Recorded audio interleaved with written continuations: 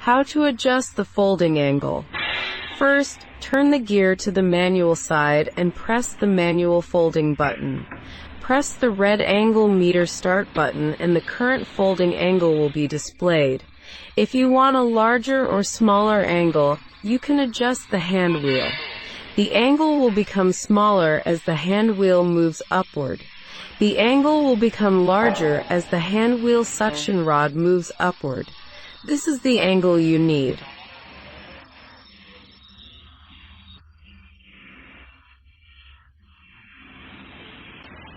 After adjustment, lightly tighten the nut so that the suction rod is just pressed against the body bar.